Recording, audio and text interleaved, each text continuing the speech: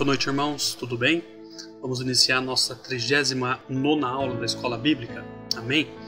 Bom, irmãos, nessa aula nós vamos tratar sobre um assunto que nós já tratamos na aula 33, que é sobre o Armagedon.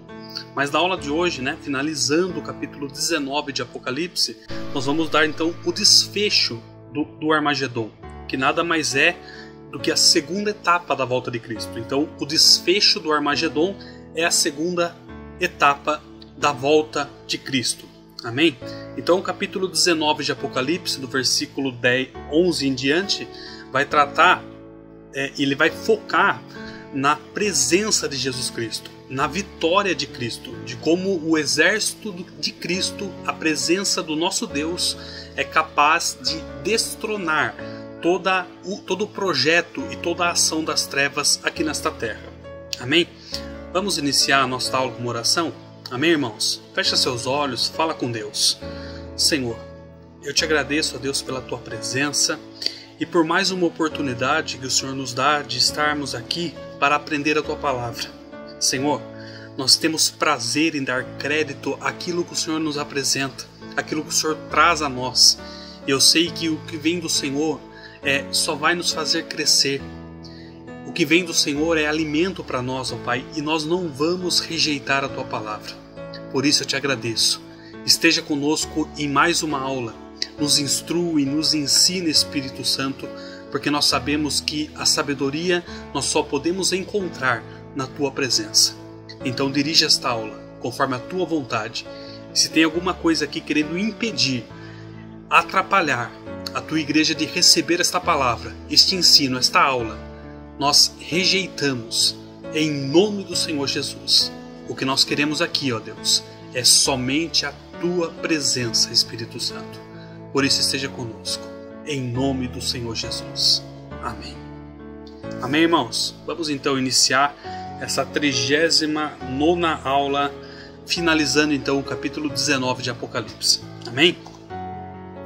Bom, conforme nós falamos na aula 33, irmãos, o Armagedon ele é uma batalha entre os exércitos de Cristo e os exércitos do Anticristo. Amém? Vocês estão lembrados lá na aula 33 que nós falamos que Israel será encurralado no deserto, quando exércitos de várias nações comandadas pelo Anticristo vão tentar destruir por completo Israel, Então esse evento caracteriza a segunda etapa da volta de Cristo. Por quê? Porque no final desta batalha, no final deste confronto, no final do Armagedon, Jesus Cristo volta com a sua igreja, derrota o exército do Anticristo e vai estabelecer então o milênio. Amém? Então o desfecho do Armagedon é a segunda etapa da volta de Jesus Cristo, derrotando o exército do Anticristo e livrando Israel da derrota e estabelecendo o milênio. Amém? Então basicamente é isso que nós vimos na aula 33. Então a aula 39 aqui, esta aula, ela é um complemento da aula 33. Então é muito interessante que vocês tenham gravado na mente de vocês a aula 33, porque isso vai dar um contexto mais completo a respeito do Armagedon. Tá ok? Bom, na aula 33 nós vimos alguns pontos aqui, eu só vou colocar para nós relembrarmos. Primeiro, o Armagedon é uma manifestação de juízo contra as nações de todo o mundo. É uma batalha onde Deus vingará o seu povo. É uma batalha violenta, dirigida pelo Anticristo contra Israel, que será salvo pela intervenção do Messias e seu exército, ou seja, a igreja glorificada. Amém? Só para confirmar os pontos que eu estou falando para vocês, esses são os principais pontos que nós vimos lá na aula 33. Um quarto ponto é que no Armagedon ocorrerá em um local pré-definido, o Vale do Meguido, considerado o maior campo de batalha natural do mundo. Todos esses pontos aqui, irmãos, estão na aula 33. Amém? Nós estamos apenas recapitulando. Uma visão completa disso é só assistindo a aula, tá ok? Então os principais textos acerca do Armagedon estão lá no Velho ou no Antigo Testamento. E ao longo desta aula nós vamos analisar 3 livros aqui do Antigo Testamento, basicamente, para fazer esses paralelos, tá? Ezequiel, Joel e Zacarias. Mas basicamente mais em Ezequiel e Zacarias, tá? São os dois pontos mais importantes aqui para nós fazermos analogias e paralelismo, tá? Sobre o Armagedon no Antigo Testamento, tá? Tanto o profeta Ezequiel quanto o profeta Zacarias, eles falam muito em seus livros a respeito desta batalha, tá? É isso que nós vamos ver na aula de hoje. Bom, então pega a Bíblia comigo, vamos lendo aqui, conforme nós estamos fazendo nas últimas aulas, avançando os estudos, nós vamos lendo os versículos, tá? A partir do versículo 11. Bom, capítulo 19 então vai falar sobre o Armagedon da seguinte maneira. E vi o céu aberto, e eis um cavalo branco, e o que estava montado nele chama-se Fiel e Verdadeiro e julga a peleja com justiça. Então eu coloquei em amarelo aqui, que são características do cavaleiro que está sobre esse cavalo branco. Então esse cavaleiro ele é fiel, esse cavaleiro ele é verdadeiro e esse cavaleiro peleja com justiça. Então só analisando por aí essas três características, quem vem em nossa mente? É o nosso Deus, Jesus Cristo. Somente Ele é fiel, somente Ele é verdadeiro e somente Ele tem condição de pelejar com justiça. Amém? Então as características aqui desse cavaleiro revela então a identidade, né, fiel, justo e peleja com justiça, que nada mais é do que Jesus Cristo. Então João aqui está vendo uma visão sobre esse desfecho do Armagedon, quando Israel achará que a batalha está perdida, que não restará nada a não ser se entregar, então se viver no céu um cavaleiro com um cavalo branco. E este cavaleiro ele é fiel, verdadeiro e peleja com justiça. Ele livrará Israel neste dia, o nosso Deus, Jesus Cristo. Amém? Então o Apocalipse continua. Os seus olhos eram como chamas de fogo. Bom, essa característica aqui nós vimos lá nas primeiras aulas. O Apocalipse deixa muito claro já no capítulo 1 de Apocalipse sobre essa característica muito importante a respeito de Jesus Cristo, que ele tem olhos como chamas de fogo. Bom, Jesus Cristo vem para livrar Israel no meio da batalha do Armagedon, desbaratar, destruir o exército do anticristo. Então, logicamente, o Apocalipse ele vai bater muito nesta tecla de justiça de Deus. Então você perceba que já no versículo anterior aqui, no texto anterior, fiel, verdadeiro, peleja com justiça. Então é importante o Apocalipse bater nessa tecla, porque Jesus Cristo ele não vai fazer nada por fazer, nada por um acaso, não. Toda destruição do exército do anticristo será com justiça. Não haverá injustiça em nada. Aí ele confirma no próximo texto aqui que ele tem olhos como chamas de fogo. E nós vimos lá nas primeiras aulas que as características de Cristo, olhos como chamas de fogo, caracteriza justiça. Só relembrando, Jesus Cristo tem olhos como chamas de fogo para julgar a justiça, para julgar aqueles que fizeram coisas corretas e também para julgar e condenar aqueles que não quiseram aceitá-lo, aqueles que rejeitaram a palavra de Deus, ou aqueles que perseguem o povo de Deus. Tá? Então, olhos como chamas de fogo, característica que Jesus Cristo vê todas as coisas, sejam bons ou sejam maus, e julga com justiça. Amém? Então, verificamos aqui essa característica. Só relembrar, se vocês quiserem, aula 1 e 2, que nós analisamos o capítulo 1 de Apocalipse. Então, olhos como chama de fogo, nada mais é do que Jesus Cristo, ele julga com justiça. Amém? Então, essa é a primeira análise que eu quero fazer para vocês a respeito do Armagedon. No começo do desfecho, então, do desfecho final dessa batalha, Jesus Cristo vem como um cavaleiro montado num cavalo branco, pelejando com justiça. E João novamente coloca esse texto. Ele tem olhos como chamas de fogo. Ele vai destruir o exército do anticristo com justiça. Amém? Bom, vamos continuar aqui. Sobre a sua cabeça havia muitos diademas. Inclusive em aulas anteriores, irmãos, nós falamos a respeito do Estefanos, que era aquela coroa entregue para aquela pessoa que venceu uma batalha, que venceu uma disputa, e os diademas também, né? E aqui, algo muito interessante, porque o João ele fala que sobre a cabeça de Jesus Cristo, né, existiam muitos diademas. E em textos anteriores, nós falamos também que sobre a cabeça do dragão, sobre a cabeça de Satanás, haviam 7 diademas. Então vamos fazer essa comparação para nós vermos o porquê que o Apocalipse fala que tanto o poder das trevas tinham diademas e aqui Jesus Cristo no desfecho do Armagedon também tem muitos diademas. Acompanhe comigo essa análise. Quando um rei, vamos voltar na cultura da época, tá? Quando um rei nos tempos antigos conquistava um outro país, dizia-se então que ele havia conquistado a coroa daquele país, ou seja, o poder, a autoridade, porque coroa nada mais é do que representar poder e autoridade. Amém? Então, quando o rei dominava aquele lugar, dominava aquela nação, então dizia-se que ele tinha conquistado a coroa daquele lugar, ou seja, ele conquistou o poder e a autoridade. Então, basicamente, quando João está falando que sobre a cabeça de Jesus Cristo há muitos diademas, ele nada mais está dizendo do que ele, sobre a cabeça dele, sobre ele, existe todo o poder e toda a autoridade. Amém? Basicamente essa é a explicação, tá? Mas também tem algo muito interessante. Olha aqui, ó. Quando nós falamos lá do dragão e do anticristo, nós falamos ali, o Apocalipse relata que sobre o dragão e o anticristo haviam 7 diademas. E sobre a cabeça de Jesus Cristo há muitos diademas. Então qual é a diferença basicamente, analisando essa explicação que eu acabei de dar para vocês a respeito das coroas? Bom, o dragão e o anticristo nada mais é. Por que tem 7 diademas na cabeça dele? Porque está relacionado às 7 nações que se inclinará ao anticristo. Essas questões eu já falei em aulas anteriores. Pois ele será o 8º rei. Lembram-se lá? Inclusive tem passagens dos profetas do Antigo Testamento que comprovam que ele é o 8º rei. Inclusive o Daniel fala isso, né? Durante a grande tribulação. Então esse domínio do anticristo, como nós falamos que ele é dado por Deus por um certo tempo, então ele não passa de um domínio temporal e permitido por Deus.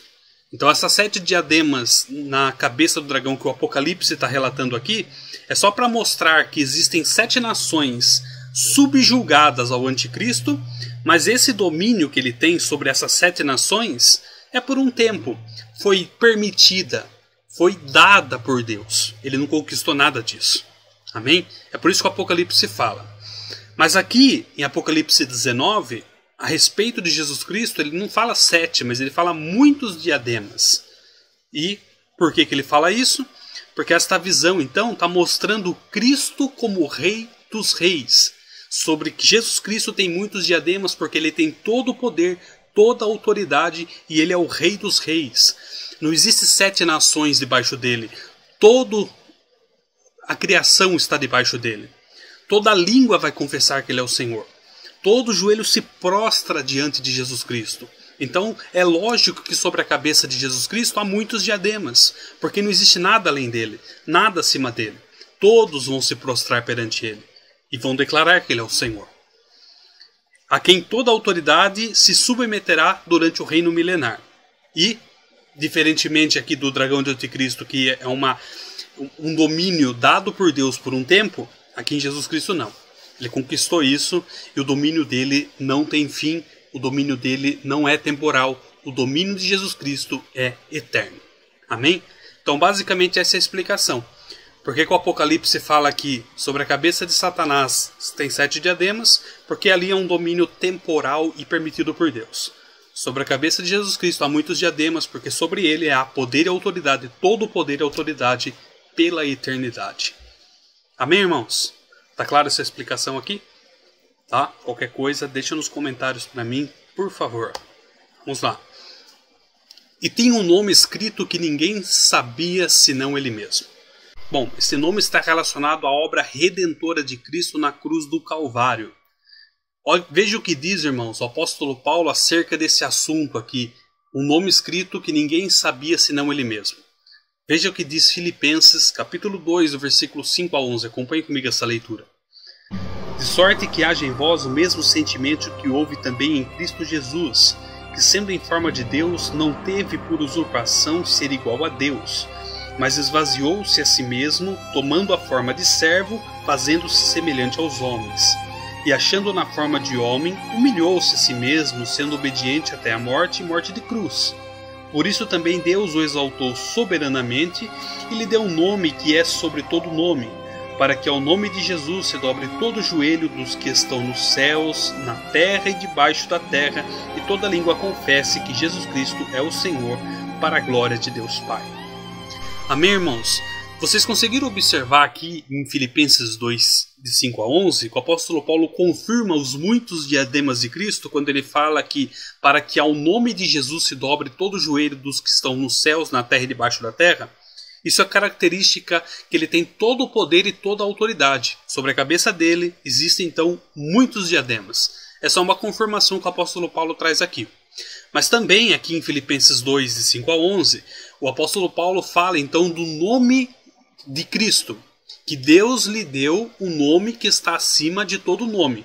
Então esse nome escrito que ninguém sabia senão ele mesmo, está relacionado à vitória de Cristo na cruz do Calvário. Amém? É isso que o Apocalipse está tratando aqui, tá? E o Apocalipse continua: estava vestido de um manto salpicado de sangue. Tá vendo a relação? Então, existe uma confirmação do texto anterior, falando sobre a vitória de Cristo na cruz do Calvário. Então, essa expressão manto salpicado de sangue é lógico que está se referindo ao sangue derramado na cruz do Calvário para a salvação de todo aquele que recebeu a Jesus Cristo, tá? Sangue que ele derramou por todos os pecadores para prover uma eterna remissão de nossos pecados. Não havia outro modo do homem ser restaurado à glória de Deus.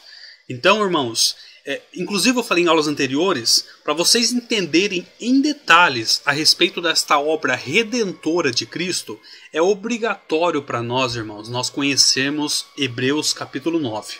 Tá? Quando nós lemos Hebreus capítulo 9, na verdade o livro inteiro de Hebreus, nós temos uma visão muito mais clara a respeito do nosso Salvador. Mas lá no capítulo 9, especificamente, vai falar sobre esta obra redentora de Cristo. Amém? Então, caso alguém não leu ainda Hebreus 9, eu aconselho vocês a lerem para ter uma visão mais clara a respeito do sacrifício do nosso Deus. Tá? Verbo de Deus. Olha a expressão que o Apocalipse 19 está utilizando aqui. Verbo de Deus. Logicamente, quando nós falamos verbos de Deus, nós automaticamente lembramos do capítulo 1 de João. Amém? Temos aqui a confirmação então da natureza de Cristo. A natureza daquele que está voltando para livrar Israel do Armagedon e estabelecer o milênio. Está dizendo a natureza do Deus que está vindo dos céus para destruir as obras das trevas. Ele nada mais é do que o verbo. Ele nada mais é do que a origem de tudo. Olha o que diz o Evangelho de Jesus Cristo através de João, no capítulo 1, do versículo 1 ao 5. Diz assim a palavra: no princípio era o Verbo, e o Verbo estava com Deus, e o Verbo era Deus. Ele estava no princípio com Deus. Todas as coisas foram feitas por ele, e sem ele nada do que foi feito se fez. Nele estava a vida, e a vida era a luz dos homens. E a luz resplandece nas trevas, e as trevas não a compreenderam. Amém? E olhe como termina essa sessão aqui, lá no versículo 5. E a luz resplandece nas trevas, e as trevas não a compreenderam. E esse é exatamente o que está acontecendo aqui no final do Armagedon. A luz, o verbo, resplandecendo e destruindo as trevas. Amém? Você consegue observar a palavra de Deus acontecendo? Tá? Então não existe nada antes dele, e nem haverá depois. Ele é a origem de tudo. Jesus Cristo é o alfa, o início, e o ômega, o final. Amém? De todas as coisas. Vamos continuar aqui então. A palavra do Senhor continua: seguiam-no os exércitos que estão no céu em cavalos brancos. E eu coloco esta afirmação para vocês. Esses exércitos que estão nos céus aqui, que está relatado no capítulo 19, para uma visão pré-tribulacionista histórica, amém? Relembrando a aula 10, esse exército é a igreja arrebatada, amém? Essa é a interpretação que mais faz sentido aqui nessa sessão. E essa confirmação se dá no mesmo versículo, no próximo texto aqui do próprio capítulo 19. Olha o que diz: e vestidos de linho fino, branco e puro. Está vendo? 3 características: linho fino, um linho branco e puro. Estas vestes são vestes então exclusivas da igreja. Inclusive nós falamos em aulas anteriores. Amém? Lá em Apocalipse 6:11, na aula 16, nós falamos sobre isso, só para vocês recapitularem. Em Apocalipse capítulo 7, do versículo 9 ao 17, lá nas aulas 17 e 18, nós falamos sobre essas características das vestes da igreja. Amém? Lá em Apocalipse 17 e 14, aula 36, nós falamos sobre isso também. E na aula anterior, em Apocalipse 19, de 7 a 8, também nós falamos sobre essas características das vestes da igreja. Amém? Então, analisando essas características, nós podemos sim falar que esses exércitos que estavam seguindo Cristo no final do Armagedon, aqui, né, é a igreja arrebatada, que já passou pelo bema de Cristo e que já passou pelas bodas do Cordeiro, conforme nós falamos na aula anterior. Amém? Lembrando que o final do Armagedon, isso que tudo está sendo relatado aqui nos capítulos 19, acontece após as bodas do Cordeiro. Amém? Da sua boca saiu uma espada afiada para ferir com ela as nações.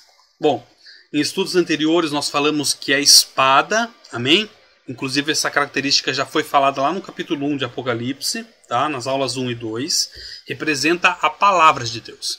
Então a espada representa a palavra, tá? Então a palavra de Cristo dá ordem contra os ímpios no final dos tempos. Então esse texto aqui, que a espada afiada para ferir com elas nações, é porque toda a coordenação e as ordens saía de Cristo para as ações do exército para destruir o exército do anticristo. Amém? Então Cristo aqui nada mais é do que o general que dá as ordens de como as coisas devem ser feitas, tá? E ele as regerá com vara de ferro.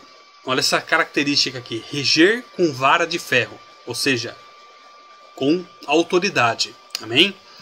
É a segunda vez que essa expressão aparece no Apocalipse. A primeira foi lá no estudo da igreja de Tiatira, tá? Com essa expressão vara de ferro, lá na aula 6, caso vocês queiram relembrar. Amém?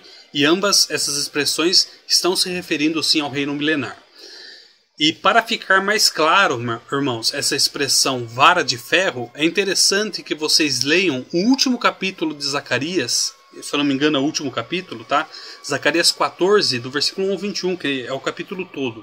Amém? Esse capítulo é muito interessante de Zacarias, que vai falar sobre como Jesus Cristo vai reinar no milênio. Amém? Analisando esse texto aqui de Zacarias, então, se vocês leem esses 21 versículos do capítulo 14 inteiro de Zacarias, vocês vão observar algumas coisas, tá? Que vara de ferro está fazendo uma referência a um governo firme e justo. Amém? E não haverá então, se você ler Zacarias capítulo 14, você vai verificar que este domínio do anticristo no Armagedon, esse estabelecimento de Cristo de derrotar as hostes das trevas, derrotar o exército do anticristo e estabelecer o milênio, caracteriza algumas coisas aqui. Primeiro, não haverá lugar para contestação. Aqueles que não se submeterem ao governo de Cristo, ao governo do milênio de Cristo, sofrerão as consequências de sua rebeldia. Está lá em Zacarias 14. Porque não haverá espaço para contestação. O reino de Cristo, irmão, será um reino glorioso, será um reino fantástico, será um reino perfeito, será um reino de paz, de alegria. Então não haverá contestação, não haverá espaço para rebeldia. E se isso acontecer, Zacarias 14 está falando que eles sofrerão consequências. As nações rebeldes que não quiserem se submeter ao governo de Cristo no milênio, a maldição prevista é a ausência de chuva, né? E ele mesmo é o que pisa no lagar do vinho do furor da ira do Deus Todo-Poderoso. Então, mais uma afirmação que o Apocalipse 19 está trazendo aqui, falando sobre o comportamento de Cristo. É aquele que pisa no lagar do vinho do furor da ira do Deus Todo-Poderoso. Esse texto, então, confirma do que falamos lá na aula 33, quando tratamos sobre a vindima. Vocês estão lembrados lá? Na aula 33 nós falamos que o juízo de Deus no Armagedon será derramado sobre a terra, e o Apocalipse faz uma comparação com a vindima, ou seja, quando as uvas estiverem prontas para a colheita, então Deus vai colher essas uvas e vai derramar a ira dele, né? Pisar o lagar, então, simboliza julgamento dos ímpios nessa batalha. Amém? Lembre-se no começo do nosso estudo.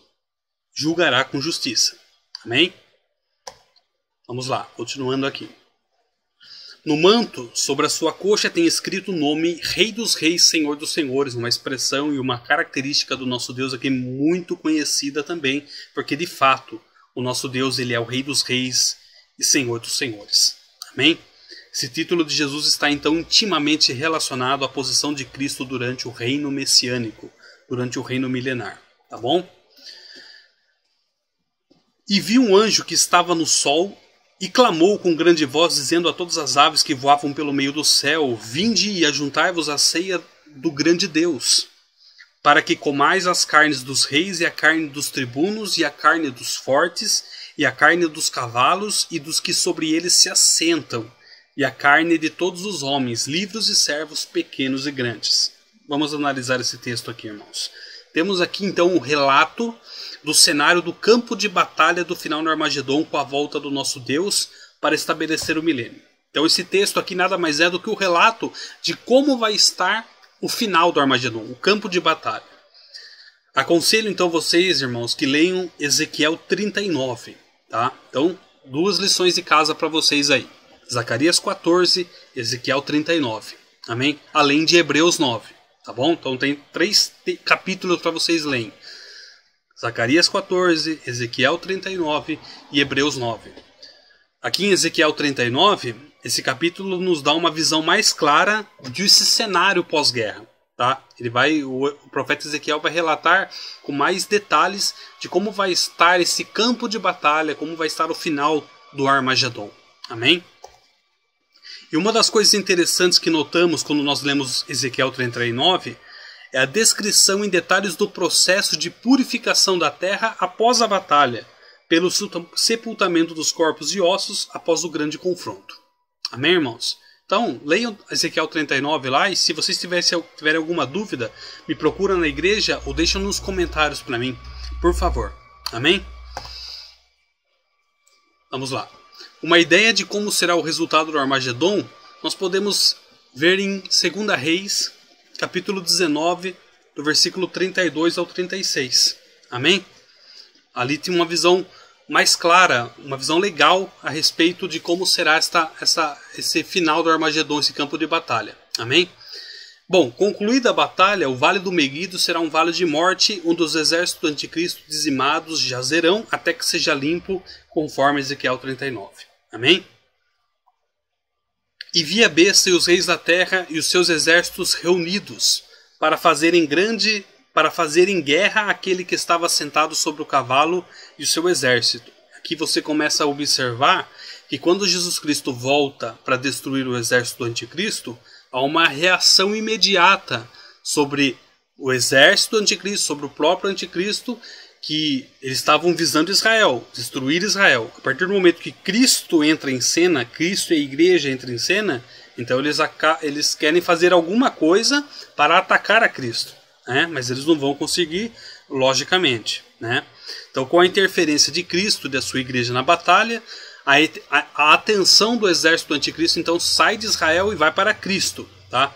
Esse cenário então confirma o que diz Zacarias, capítulo 14, versículo 3, 4 e 14. Tá? Então eu deixei essa lição de casa para vocês, mas vamos ler aqui então, acompanhem comigo a leitura desses 3 versículos, versículo 3, versículo 4 e versículo 14, que é legal a gente colocar na aula de hoje. Amém? Acompanhem comigo essa leitura. E o Senhor sairá e pelejará contra estas nações como pelejou, sim, no dia da batalha. E naquele dia estarão os seus pés sobre o Monte das Oliveiras, que está de fronte de Jerusalém para o oriente. E o Monte das Oliveiras será fendido pelo meio, para o oriente e para o ocidente, e haverá um vale muito grande, e metade do monte se apartará para o norte, e a outra metade dele para o sul. E também Judá pelejará em Jerusalém, e as riquezas de todos os gentios serão ajuntadas ao redor, ouro e prata e roupas em grande abundância. Amém, irmãos? Então você vê aqui que Zacarias está relatando um cenário, tá? De como será essa presença de Cristo no final do Armagedon, essa interferência. Amém, irmãos? E a besta foi presa e com ela o falso profeta. Então olha o resultado. Eles tentaram, de alguma forma, atacar a Cristo, mas o resultado o Apocalipse já nos revela. A prisão da besta e do falso profeta. O resultado, então, não poderia ser outro. O anticristo e o falso profeta vão direto para o lago de fogo e enxofre, o inferno, conforme vai ser confirmado aqui no próximo texto. Esses dois foram lançados vivos no lago do fogo que arde com enxofre. Amém? Então apenas 3 personagens, irmãos, não passam pelo juízo final, que é o trono branco. Nós vamos ter uma aula específica a respeito do trono branco para mostrar qual que é o objetivo. Vamos adiantar uma coisinha aqui a respeito do trono branco. Qual que é o objetivo do trono branco? É julgar todos aqueles que não foram arrebatados, todos aqueles que rejeitaram a Cristo, e vão passar por um julgamento de condenação. Para que fique claro que a ida deles para o inferno não foi porque Deus estabeleceu e pronto, não. Para que fique claro que foi decisão dessas pessoas, eles optaram por servir ao anticristo, por rejeitar a Deus, por não quiser se converter, por rejeitar a Jesus Cristo. Foi decisão deles. Então, não ficará dúvida. Ninguém vai poder questionar. Essa pessoa está aí porque Deus mandou, não. Essa pessoa está no inferno porque ela optou por isso. Então, o tribunal aqui, o trono branco, é para isso. Mas 3 personagens não vão passar por esse tribunal. Satanás, o anticristo e o falso profeta. Eles vão ser lançados direto para o inferno. Porque, diferentemente do ser humano, eles têm isso na sua essência, né? Eles não foram criados para optar, para escolher se eles querem servir a Deus ou não. Não. Essa decisão está na essência deles, tá? Então não existe julgamento para eles. Eles são lançados no lago do fogo e enxofre porque a essência de rebeldia contra Deus está dentro deles. Amém? Então deliberadamente levantaram-se contra Deus. Eles são os grandes responsáveis pelo engano e desvio da raça humana, tá? Diferentemente dos homens que optaram por não servir a Deus e por isso vão para o inferno, esses 3 personagens aqui, irmãos, eles não foram enganados. Eles são os responsáveis pelo engano. Amém? Teremos um estudo específico, então, a respeito do julgamento do trono branco, onde ficará claro que a condenação dos homens foram unicamente pelas suas escolhas e a justiça de Deus ficará clara nessa questão. Amém? Então, aguarde um pouquinho aí que logo logo nós faremos esse estudo a respeito do trono branco, tá? E os demais foram mortos com a espada que saía da boca do que estava sentado sobre o cavalo, e todas as aves se fartaram das suas carnes. Então, a espada, como nós falamos agora de pouco, é o símbolo da palavra de Deus. Então, o quadro aqui é de um general, Jesus Cristo, comandando o seu exército, amém? De modo que saibam, então, perfeitamente como e onde atacar e destruir o inimigo. Amém? Então essa expressão aqui da espada está falando das direções que Cristo está dando nessa batalha. Tá ok? Então após o Armagedon, irmãos, então vai iniciar o milênio. Amém? Então Cristo ele vem, destrói o exército do anticristo, o Armagedon termina e se inicia um milênio. O milênio é um reino pacífico e próspero, onde Cristo reinará por 1000 anos. Mas analisando esse cenário aqui do capítulo 19, nós podemos fazer uma pergunta muito pertinente aqui. Como reinar em um mundo devastado, destruído por tantas catástrofes julgadoras? Lembra-se lá das taças, lembram-se lá das trombetas, então o mundo vai estar em caos. Como é que Cristo vai governar no mundo caótico, irmãos? O mar totalmente morto, as árvores destruídas pelas saraivas e o sol emitindo um calor insuportável. Como é que isso vai acontecer? Bom, então eu espero vocês na aula 40, quando nós vamos tratar então do reino milenar e esta pergunta será respondida. Amém? Então na aula que vem nós iniciamos então uma análise, uma introdução a respeito do milênio, e aí sim nós entramos no capítulo 20 de Apocalipse. Amém? Logo logo nós terminamos os estudos aí, irmãos. Nós já vamos entrar no capítulo 20, tá? 21, 22, aí termina, tá bom? Bom, espero que vocês tenham gostado da aula. Se restou, se ficou alguma dúvida, eu quero que vocês deixem no comentário para mim ou me procura na igreja, porque o objetivo é que nós venhamos a esclarecer essas questões. Amém? Espero que os estudos do Apocalipse tenham estejam ficando claro para vocês. Amém? Não leve dúvida com vocês, irmãos. O nosso objetivo aqui é que vocês tirem todas essas dúvidas. Amém? Vamos orar para nós encerrarmos? Feche seus olhos, fala com Deus. Senhor, eu te agradeço pela tua presença, por mais um estudo na tua presença, Senhor. Eu sei que o Senhor está conosco, eu sei que o Senhor nos instrui em toda a verdade e nós somos privilegiados em saber que o Senhor cuida de nós. Senhor, que esta sede pela tua palavra não cesse em nossas vidas, mas que nós venhamos realmente a buscar ao Senhor com mais intensidade, com mais vontade, todos os dias. Ajuda-nos, ó Deus, a permanecer firmes, porque eu sei que o Senhor está voltando e nós precisamos estar prontos para este grande dia. Ajuda-nos, Espírito Santo, porque sem Ti nada podemos fazer. Eu entrego então ao Senhor mais uma aula. Muito obrigado, em nome do Senhor Jesus. Amém. Amém, irmãos? Espero vocês então na próxima aula, na aula 40, quando nós vamos começar então a falar sobre o milênio. Amém? Deus abençoe. Até semana que vem, se Deus quiser.